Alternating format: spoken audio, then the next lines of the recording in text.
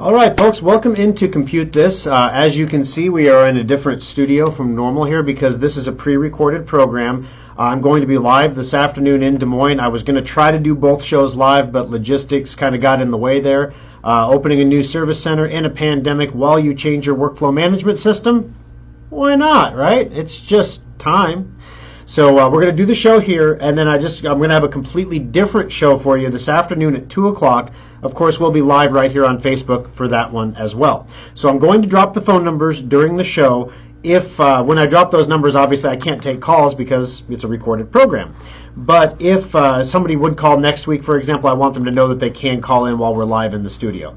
So without further ado, if I can clear my throat and not lose myself here, we're going to go ahead and get this party started.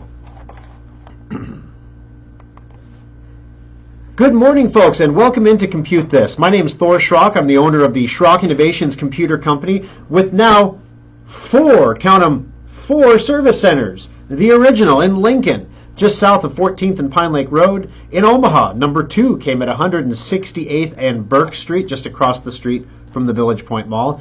Number 3 came in Papillion, 84th and Highway 370, and now number 4, a brand new bouncing baby service center at 9500 University Avenue in West Des Moines, Iowa. The service center is going to be open today for the soft opening. This is the last day of the soft opening, and I'm really glad that we did that. Just a quick program note, guys. The show that you're listening to right now is the show that we're doing live in Omaha on 1110 KFAB. The show that you are going to hear later this afternoon at 2 o'clock, if you want to tune in at facebook.com/Schrock Innovations or on WHO in Des Moines, will be a live service center launch show from the WHO studio in Des Moines. So that's pretty awesome. We're going to be there for the first time. I'm actually kind of nervous about it, which is really cute. I haven't been nervous about a radio show since the first time I did one here. Excuse me. It's going to be a lot of fun. It's going to be great. We're going to have a good time, and we're going to talk to a bunch of really great fans that have really shown up in force for us in the soft opening of the service center. What is a soft open? We did the soft open because, we have new systems in place. We have a new workflow management system. I've got new staff members. We always have those one-off situations that didn't come up in training that, how do we handle that? And I want to make sure my people feel empowered to help our customers, even if it doesn't match the paperwork on the back end. We can deal with paperwork later. The most important thing is the experience that the customer has in the service center.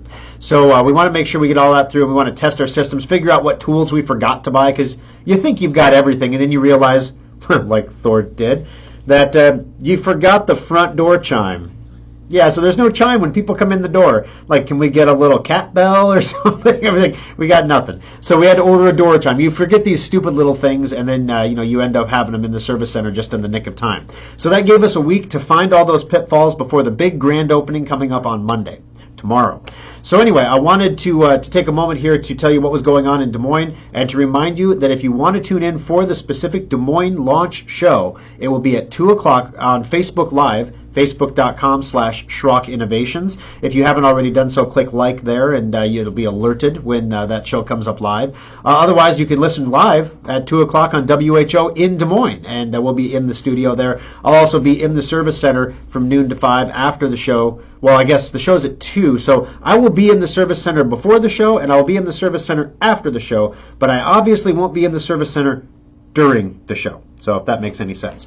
I spent a lot of time in Des Moines this week. Got to talk to a lot of our really great fans and great customers who came out to support us. We really appreciate that.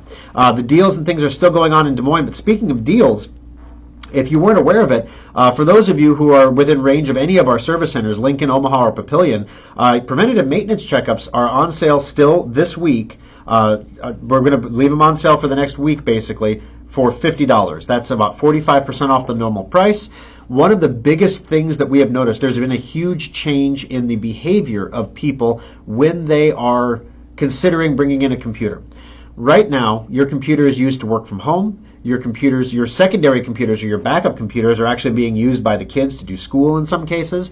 There's a lot of e-learning going on, a lot of working from home happening, and not a lot of people were geared up for this. We have a story coming up later in the program about some of the things that go wrong when you're not geared up for this. But basically, people took a lot of home use technology and put it into service as business technology. And we know how that story ends. Things go wrong, things wear out. We've often said on this program, if you go out and buy an HP or a Dell computer off the shelf, I'm talking about a regular consumer computer, something in the $600 to $900 range. That computer is intended to be used for consumer-related activities, which means they're anticipating, when they tell you it's going to last 1 or 2 years, they expect you to be using it for an hour a day maybe, once a day. Now all of a sudden you've taken that same computer and you're using it for 8 hours a day, 5 days a week, and let's not pretend you're not checking your email on the weekend. So you've taken this computer now and you are pushing it beyond its mechanical limits. It is going to fail. Now the thing is, with computer failures, they very, very rarely happen at one time. It's very rarely like a big event, like a explosion with sparks or a pop and sizzle. It's usually a nagging little problem that gets worse and worse and worse as the failure gets worse. That is exactly the type of problem that maintenance checkups are designed to catch early, when it is cheap and inexpensive to fix and easy to fix, to prevent downtime. So what we have right now is a lot of people have gotten used to using their computers to work from home. The idea of bringing your computer in for a nagging problem and maybe losing it for an afternoon is hard to stomach sometimes. Some people actually have to take personal time if they don't have their computer. If they can't report to work, they have to take a personal day or a sick day because they can't work.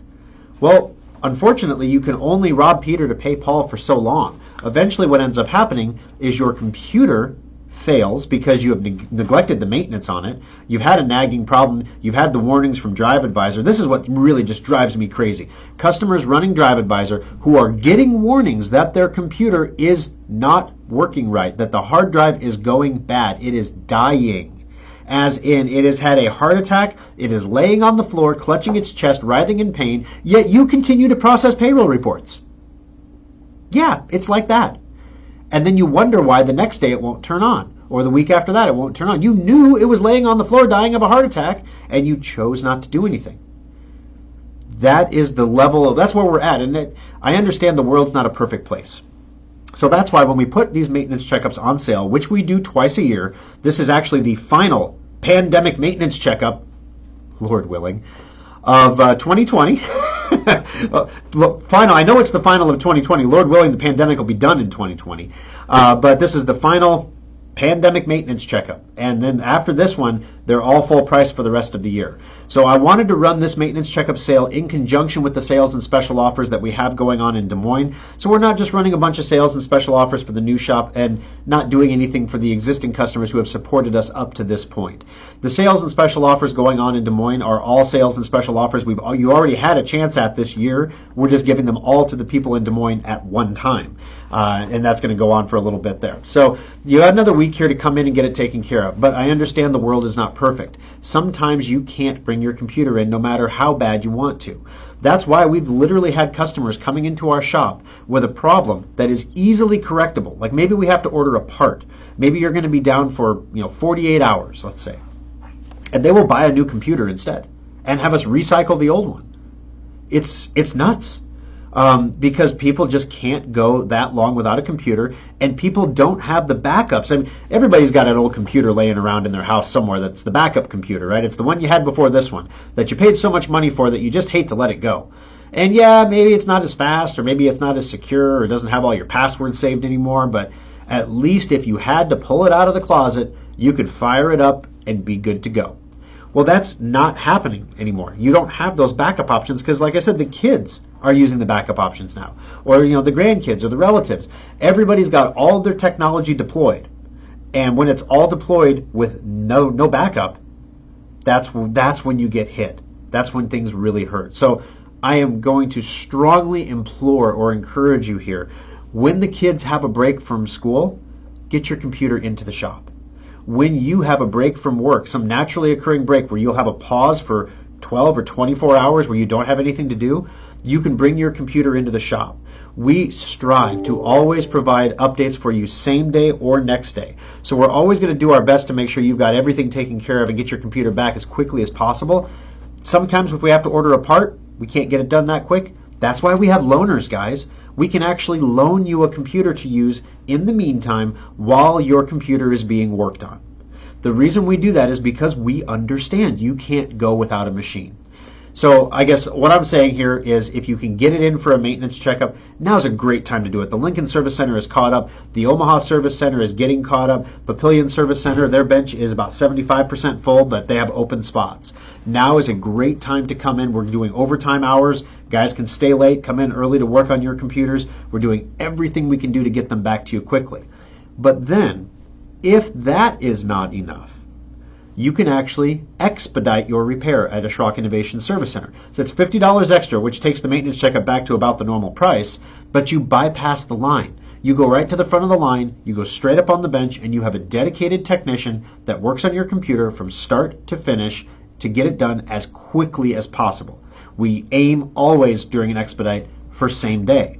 Of course, it does depend a little bit on what time of day you bring the computer in. We close at 8. If you come in at 6, it's going to be tough to get it done by 8. We'll try, but it could be tough. The other thing that we've seen a huge increase in is computer repair shops guaranteeing 24-hour turnaround time. I'm very careful when I talk to you on the radio to say we strive for 24 to 48 hours. We do not guarantee it. There are some shops that guarantee your computer will be fixed in 24 hours or you don't pay for the repair. That sounds really good. We looked into doing it. It sounds really good. It's a great marketing thing. I mean, to get on the radio and say, you need your computer more than ever, and when it breaks now, bring it on in and we'll fix it for you. Same day guaranteed or your money back. It just rolls right off the marketing tongue, right? Let me tell you how that process works from the computer repair perspective. We see the same problems over and over and over in the service centers. When you guys call the show, most of the times the calls we get are similar problems, just expressed slightly differently. Problems storing things, problems accessing things, problems hooking up devices, problems getting devices to work that used to work, getting files to open, getting files to save, getting things to email, getting connected to the internet, getting connected to the right network. Why is my network slow? These are all questions that can have a huge number of causes, but they're the same questions every time. So in a situation where you run a shop where you are guaranteeing a 24-hour turnaround time or your money back, if the technician can't fix your problem in 15 minutes or less, and I'm not just pulling that number out of the air, guys. That's the quoted, this is the policy of a known competitor computer repair shop. If the computer cannot be fixed in 15 minutes or less, they wipe the computer and reinstall Windows 10 and send your computer back out the door, and it works now. Congratulations, we fixed it. Yeah, but you erased everything. It's going to take me a whole day just to get my email and my other programs set up and get my VPN installed and do all the stuff I need to actually do my work. Is that really a solution? Is that really solving the problem? Wouldn't you have rather had a shop take an extra couple hours to actually figure out what the problem is and actually fix the problem so that when you get your computer back, your stuff is there, your stuff works, and the computer works the way you want it to work? That's what we do at Schrock. That's what makes Schrock different. So when you're in that situation, because I know a lot of you are in that situation now, or you will be, or you'll know somebody who will be, keep in mind that these options are available to you in the service centers should you need it. So last week on the program, we talked a little bit about Epic. Epic is a video game company that makes the game Fortnite. And they are challenging Apple's App Store monopoly. We also posted about that on our Facebook page. There's a really cool video called 1980 Fortnite, which is a complete rip on Apple's 1984, award-winning commercial for the Mac when the Mac first came out. It's a must-watch. You got to watch that over at facebook.com/Schrock Innovations. Also, we talked about the new Linux malware that the Russians are using on a state actor basis to infect Linux computers. Keep in mind, guys who run Linux out there, there aren't a ton of you, but you're very proud and you're very vocal. You still need antivirus. Is Firefox a dying browser? We talked about the challenges that Firefox was having going forward because of their declining percentage of use in the face of all of the Chromium alternative browsers. What's a Chromium alternative? Well, there's Google Chrome, which is the Chromium open source browser with a nice icing of Google spyware on the top. Or you have Edge, which is a Chromium browser with a nice icing of Microsoft spyware on the top. Or you have Firefox, which is Firefox with no spyware on the top. It's a very plain cake, you see, but it's very satisfying at the end of the day. But they keep losing market share. because everybody wants to use the Chromium browser. It's what everyone tests against. You go to work and they say, well, use Chrome. It works better with our stuff. It's faster, whatever. Chrome is actually not the fastest browser by a long shot anymore. Edge is killing it. And now Edge has opened up their stuff so you can have all of the Chrome extensions work on Edge, which really ticked off Google because that was their big claim to fame is you can come use Chrome and use all of our extensions and get the job done. Well, if Microsoft is going to let you do that, well, then there you go. So is Firefox dying? We talked about that. Also, Mac malware was targeting developers of Mac software. So if you are a developer of Mac software, last week's show is definitely a must listen. You can find the show on our website at schrockinnovations.com. Just click on radio show. Or you can just scroll down a little further, facebook.com/schrockinnovations, and grab that show. And yeah, it'll be pretty awesome there. This week, guys, we are not going to have an aftershock. Just a quick program note. No aftershock after the show this morning. But this afternoon, after the 2 p.m. show, we will have an aftershock at that point to talk a little bit about, there's a lot to talk about, guys. I've got stories. And they're all funny. So, yeah. Never buy fish-scented hand sanitizer. Yeah, if only they wrote it on the bottle. This smells like fish. Yeah, don't do that. Don't buy it at Home Depot. Not a good idea. The gallon jug, not a good value for $24, unless you want your hands to smell like fish. So we got some funny stories, guys, and we'll share those all with you here right after the 2 p.m. show during the Aftershock as well.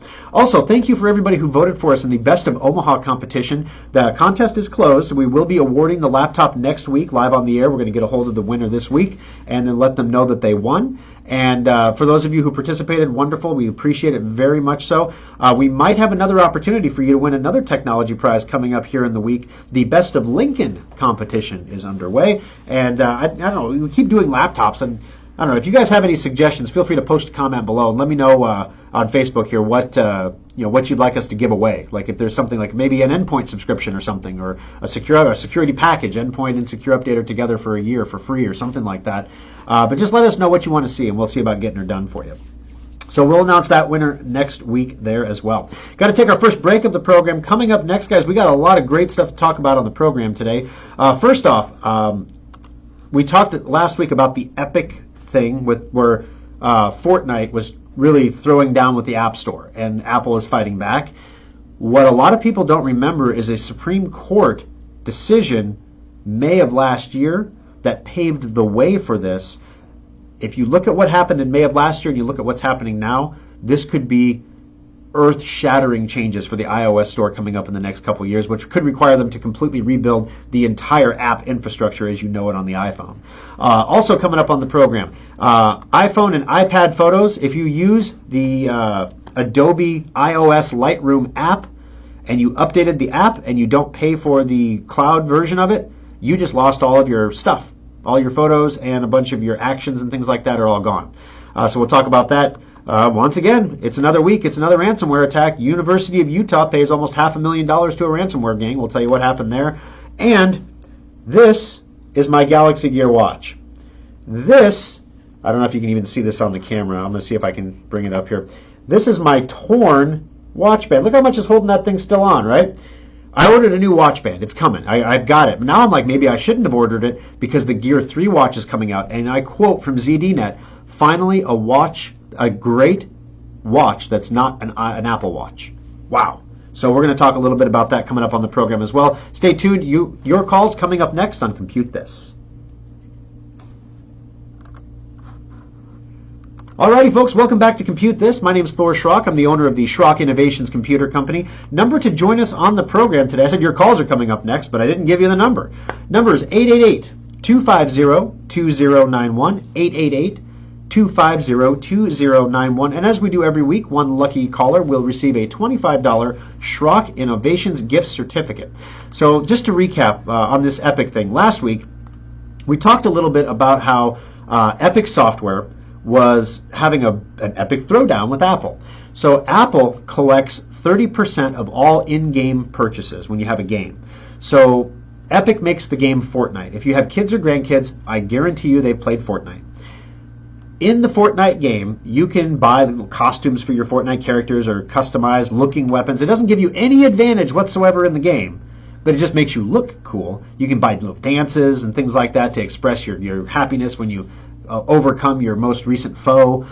You can literally dance on them after you've beaten them, which is just teaching the great morals. We don't have football, but we can dance on your body in Fortnite. Yeah. But anyway, you can buy these things with in-game currency called V-Bucks. A V-Buck, you buy them in the store, the Epic store, for cash. Well, when you're on an iPhone or an Android device for that matter, and you go to purchase V-Bucks, Apple and Google are both taking a 30% cut of that purchase. Now, last month, Epic processed about $39 million worth of V-Buck purchases through the Apple Store, which means Apple got a 30% cut of $39 million for doing absolutely nothing but just providing a platform for the players to play the game. Epic's position is, this is monopolistic, this is not cool, this is unfair, it's too much, and we want a lower percentage.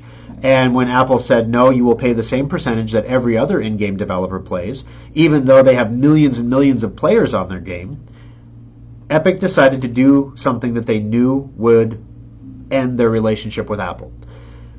They put a payment processing option inside their app that bypassed Apple's store for payment processing.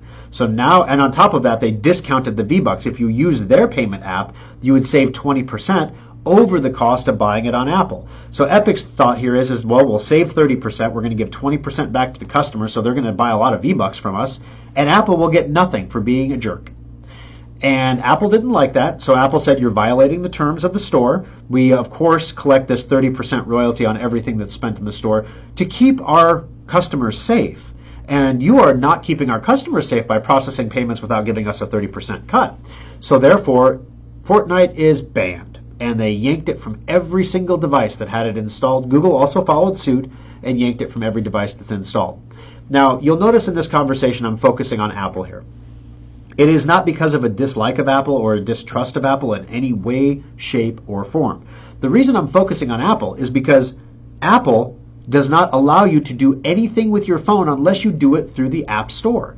With Google, you may not know this, but there is an Amazon App Store that has all the same apps for the most part that the Google App Store has. And you can set your default App Store to be the Amazon App Store. And then you can actually save money by buying Amazon gift cards and using those to buy your in-game purchases. It's a great way to set a kid up with a phone. Say, here's your game budget for the month is $10. Here you go. Here's a $10 Amazon gift card. You can buy anything you want for $10. It's like an allowance. So it's really easy to do. You can't really do that with a credit card. Well, you can, but then there's overdraft fees and everything else because, kids, they're just going to do that. Google allows you to do that. You have to go into the settings and you have to disable a bunch of stuff and enable a bunch of stuff, but you can do it. Apple will not allow you to do it. In fact, Apple doesn't even allow you to sideload apps into your phone unless you're a member of the development class. Then you can sideload apps. Sideloading is installing an app from your computer rather than from the store. So you can't even do that. The only way you can get an app on an iPhone is if it has the blessing of Apple.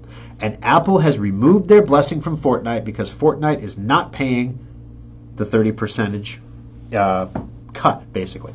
So it gets worse. Apple then has escalated to say, as a result of Fortnite, or of Epic, the company that makes Fortnite, Epic has violated our developer policy. Therefore, all Epic products will be banned from the store, not just Fortnite.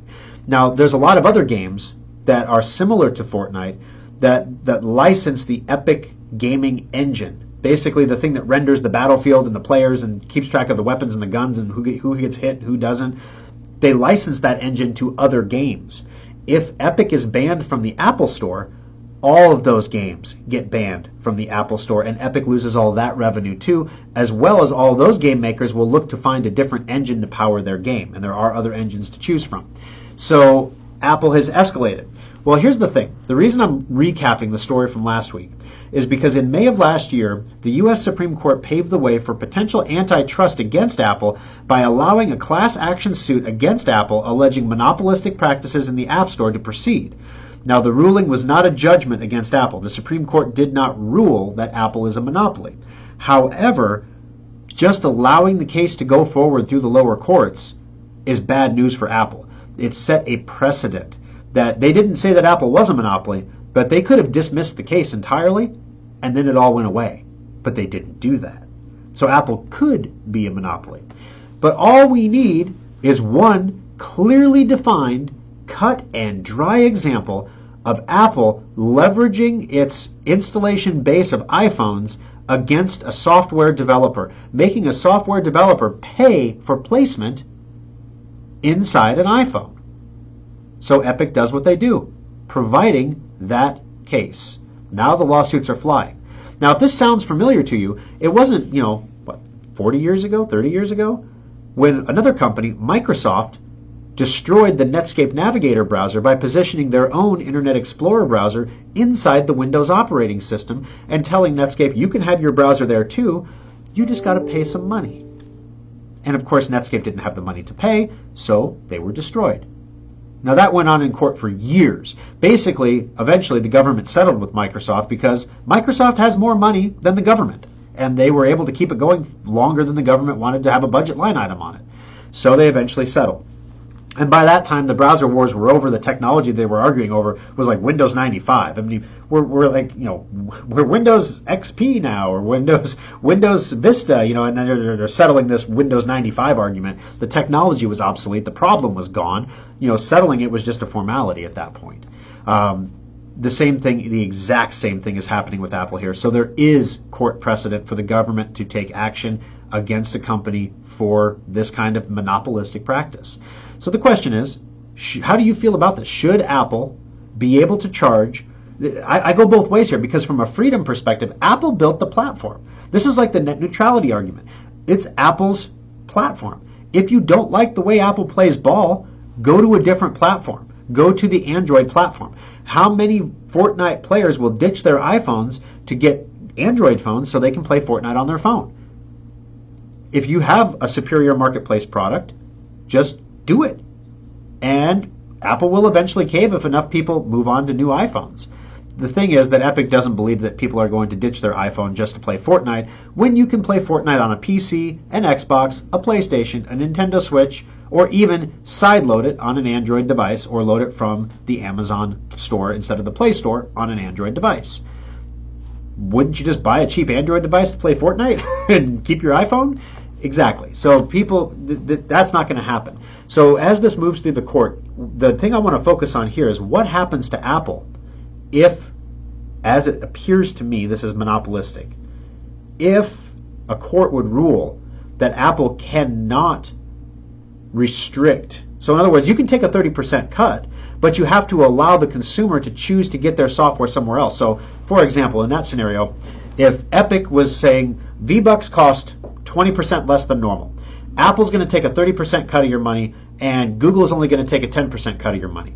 Therefore, it's cheaper for you to play the game on an Android device or to build your character up. If you're going to buy things, so you can play all day long on the Apple device, but if you're going to buy stuff, you want to buy that through an Android device because you'll save money, and Apple will lose money. So it's a marketplace, basically. So if they do that to Apple, the entire App Store is built, as Apple has called it, as a walled garden. And there is something to be said for this. To keep people safe using iPhones, Apple has the ability, the godlike ability, to simply with a stroke of a key remove an app from everyone's phone in the world. If that app starts doing something that would violate its terms or conditions or jeopardize the safety of their customers. Apple's making the argument that there's a fraud problem here, that customers could be taken advantage of, or their credit cards could be, they could be charged for V-Bucks over and over and over again. If we let Epic do this, then everyone's going to want to do it. And then the weird Chinese game company making Top War, whatever that is, I see ads for it all the time. They could take your credit card, just charge you all day long, and how are you going to get your money back from China? So there's an argument to be made here, a safety argument. But the thing is, you have to let the consumers decide. And if that happens, Apple is going to have to redesign the entire Play Store, start to finish. And I'm not sure that's something they really want to do. This is going to be a really, really interesting battle to watch going forward. It's going to go on for years, guys. So, maybe when the pandemic's over in 2030, we'll finally know, what happens here. But for now, we'll keep you posted week to week on Compute This. All right, 888-250-2091. That's the number to join us on the program. Ask a question, make a comment. We'll put you in the drawing for a $25 Schrock Innovations gift certificate. Earlier in the show here, I did mention Drive Advisor, and I wanted to make a point about this because not everybody listening to the program has been listening for a long time, and they might not know what Drive Advisor is or why it's important. Drive Advisor is a program that we make at Schrock Innovations. When you install it on your computer, you can download it free. There's no cost for the program. You go to Drive Advisor with an ER, Advisor, because it's made in America, driveadvisor.com, because driveadvisor.com was taken. But go to driveadvisor.com and you can download Drive Advisor on your computer. And it is only compatible with PC, so it doesn't work on Mac, doesn't work on Linux, doesn't work on an iPhone, okay? But you install it on your computer, and what it does, all it does, is it monitors your hard drive's health status. All of your hard drives have an internal health status that get automatically reported to the motherboard. But you see, major manufacturers turn off that reporting on the motherboard level, so you never see the alerts. Your hard drive could be dying right now, and you wouldn't even know it. In fact, 17% of the hard drives that are tested by Drive Advisor test bad, because it tests all your externals and everything else as well. So how do you know maybe your backup drive is bad? You don't even know it until you have to rely on it one day. We're going to talk about that in the next segment here. You really want to have a good backup. So download Drive Advisor from driveadvisor.com, install it on your computer. It'll ask for your email address. The only reason it asks for your email is so that it can send you an email if there's a problem with your hard drive. We don't send any marketing messages through it. We don't communicate with you in any way about Drive Advisor or any other Schrock product through that form, through that email address that you provide. It is simply for monitoring your computer. So check it out, driveadvisor.com. 888-250-2091. We've got to take our next break here, guys. When we come back from the break, however, the University of Utah pays $457,000 to a ransomware gang. What happened? Why did it happen? And how can you protect yourself while you work from home? Coming up next on Compute This. Alrighty, folks, welcome back in. Hope you got your potty break done, got your snacks, and you're all ready for the second half of the program. You're listening to Compute This, sponsored by the Schrock Innovations Computer Company. My name is Thor Schrock. I'm the owner of Schrock Innovations. We now have four service centers to help you out with your computer problems. The original service center is located just south of 14th and Pine Lake Road in Lincoln, 7501 South 15th Street. In Omaha, we're at 168th and Burke, across the street from the Village Point Mall. In Papillion, 84th and Highway 370. Also, if you are heading over to the Des Moines area, the brand new service center at 9500 University Avenue in West Des Moines is now open. The sign is up. It's beautiful. Everything is good. And we are ready to have you bring your computers in for some unbelievable sales and special offers there. If you're in the Des Moines area and you want to come in before the 2 o'clock rush this afternoon, that would be great. I would recommend it highly. We open Saturday from 10 to 8. Sunday, we're open from noon to 5. But if you come on in, you can get a free preventative maintenance checkup. This is only in the Des Moines location. A free preventative maintenance checkup. Of course, new customers always get their hour of labor, their first one, for free. So if you have a computer problem and we can fix it in an hour, we'll do a computer repair for free.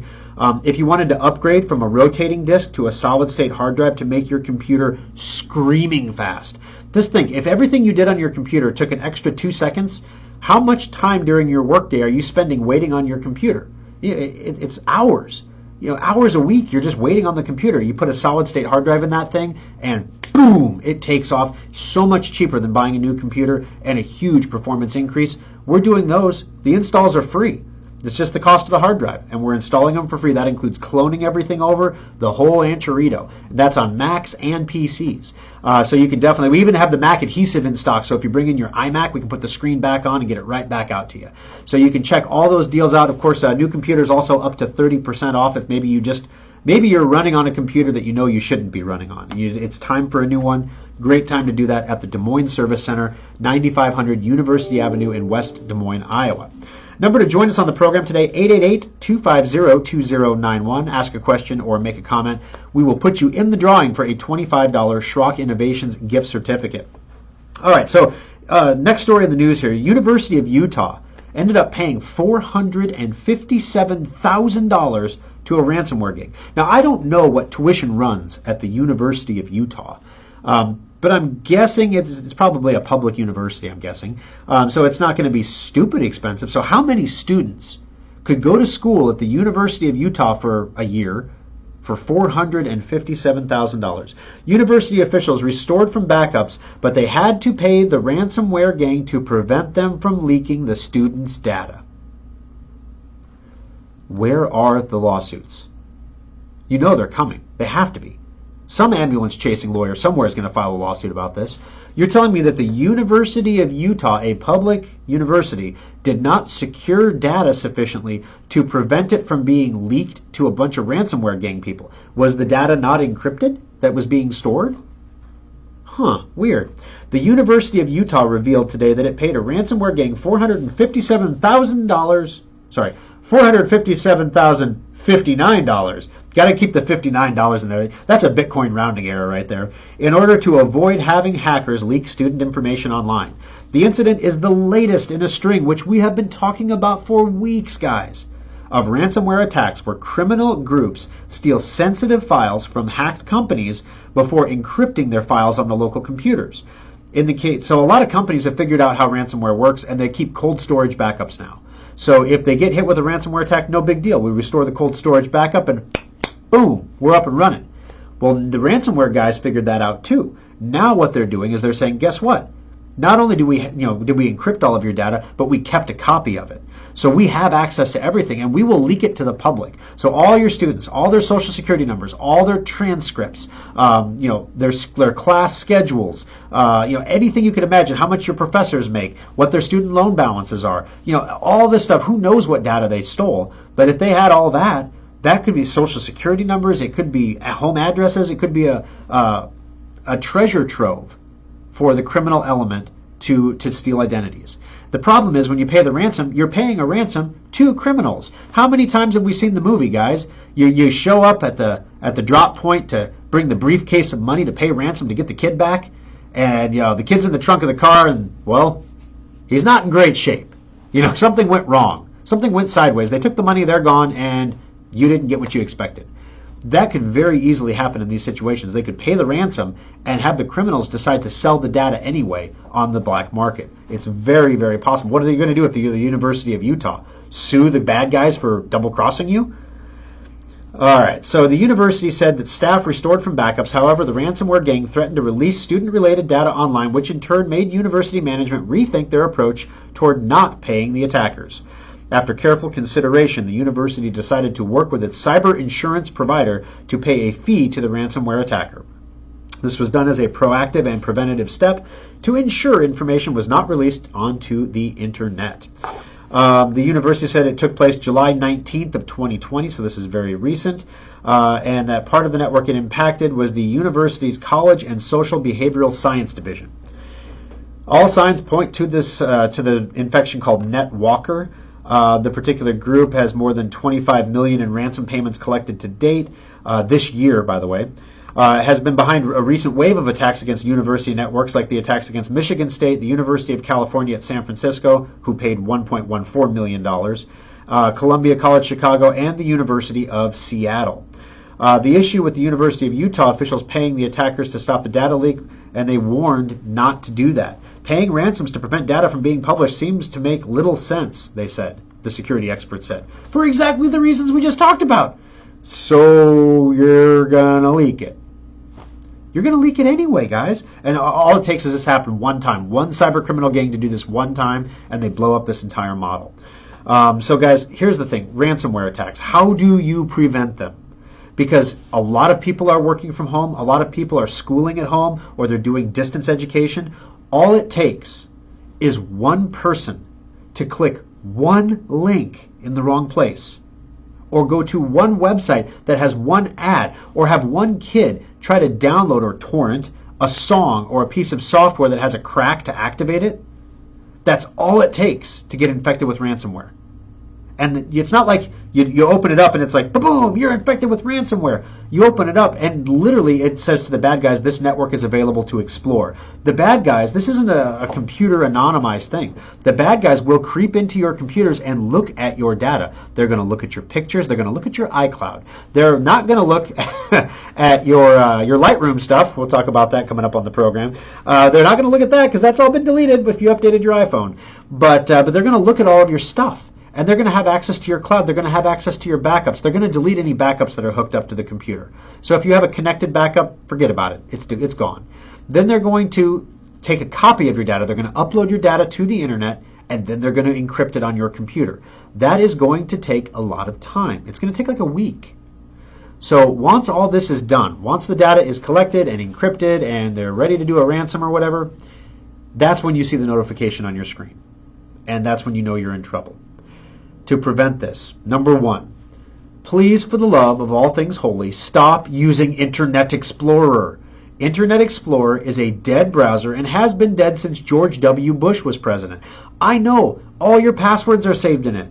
I understand it has all of your favorites in it. We can migrate your favorites to a new modern browser that will actually work with your banking websites and stuff, because IE won't. But you've got to stop using Internet Explorer. It's got to end. And unfortunately, a lot of government agencies and universities have software that was coded to specifically require the use of Internet Explorer way back in the day, which is one of the reasons why it's so difficult to move to new systems for them. So yes, the world has changed in the last 20 years, but unfortunately they can't move to a new system because they have to have ActiveX, and none of the modern browsers have it because it's not secure. So the first thing that you can do is stop using Internet Explorer. The second thing is you have to have your antenna up for your radar. You have to make sure when you get an email, even if it's an email from somebody you would normally trust, you do not click the links in the email, especially if they're financially related. So this is Capital One. There's been a fraud alert on your account. Click this link. Don't do it. Go log into your Capital One account and see if there's a fraud alert in the notifications area. Don't trust your email. Your email will lie to you. Now in the age of deepfakes, where actually this kind of stuff is actually happening to us at Schrock, where my employees are getting emails from the HR management team at Schrock Innovations instructing them to send a wire transfer to an employee because we forgot to cut them a paycheck. Here's the wire transfer information. Some companies actually do it, I guess. But right now, think about it. In the age of COVID, everything is decentralized, right? Everybody's away from the office. You can't just go around the corner and say, hey, Bill, do we have Joe Smith working here? You can't do that. You got to send an email, and you got to wait. And then in the meantime, poor Joe Smith, he doesn't have his paycheck. We got to get this taken care of right away.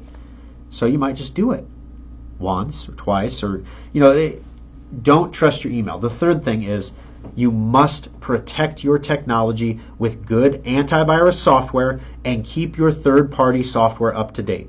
I know for many, many, many, many of you listening, I am preaching to the choir right now. Semantic endpoint is literally one of the best solutions on the planet to keep your computer safe. Number one, Semantic endpoint protects you against ransomware infections. It protects you against Bitcoin mining web pages. Yeah, that's a thing. You can go to a website where you're reading the news and it's using your computer to mine Bitcoin. Your fan kicks up, gets really hot.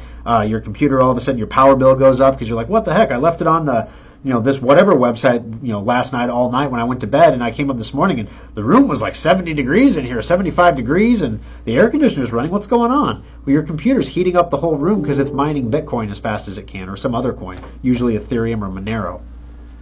I won't bore you with all that, though.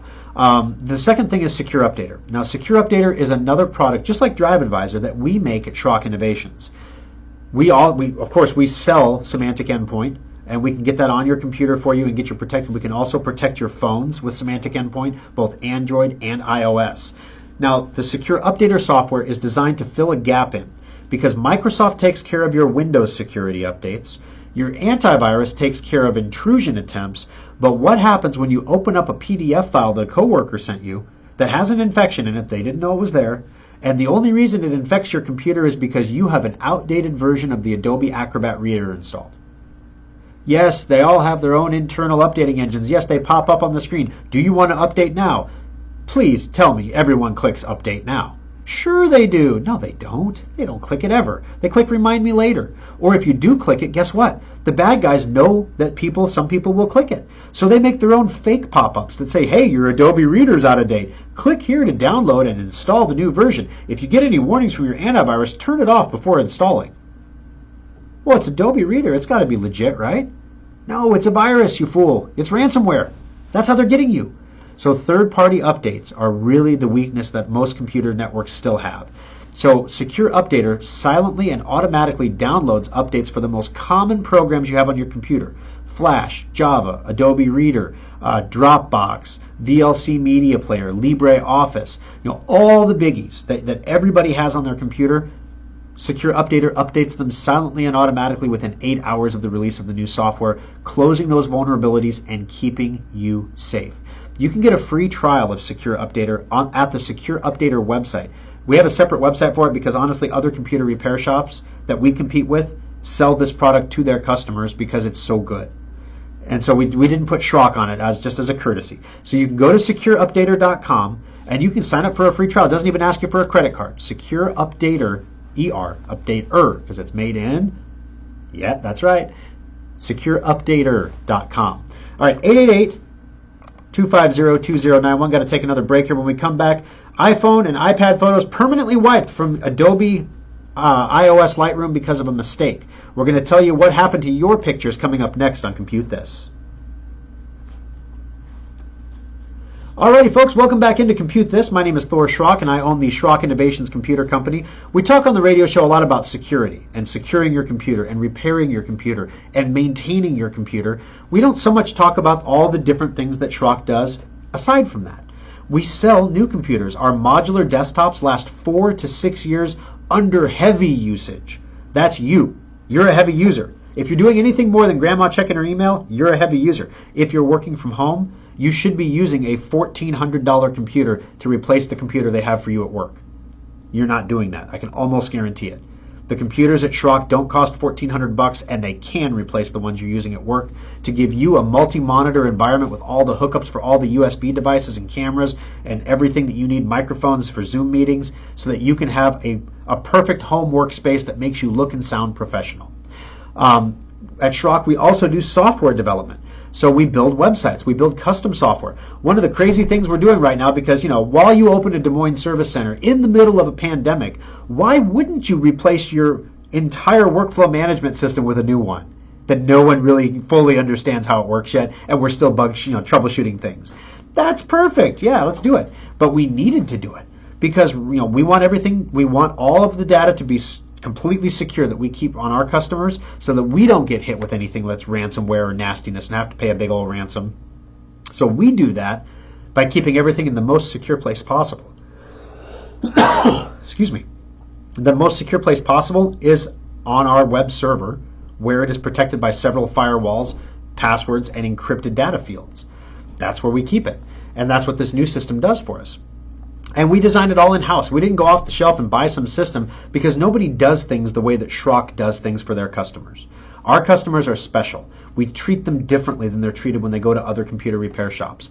There is an expectation, a higher expectation, that when we communicate with you through email or telephone or text message, that we're not sending you robo-blasts of spam. We're sending you targeted messages that apply directly to you for a specific reason. Your computer hasn't been in for maintenance in 6 months. Your computer needs maintenance. I understand it's hard right now. We have it on sale right now. If you can't come in right now, you can go to our website at SchrockInnovations.com and actually purchase a certificate that's good for the next 6 months so you can take advantage of the sale price right now and come in when it's convenient for you. That's a targeted nice message. So we develop software at Schrock. We recover data from crashed devices, hard drives, digital cameras, camera cards. A lot of photographers come to us for that kind of stuff. Solid state hard drives, DVDs. You name it if it holds data, even iPods, even a Zune. We even recovered a Zune, okay? If you don't know what a Zune is, you have to Google it. But we've even recovered the music off of a Zune player. That was a pre-iPod device. We can recover it all at Schrock with a 98.6% success rate. So if you have any need for technology support, help, we do it in-shop.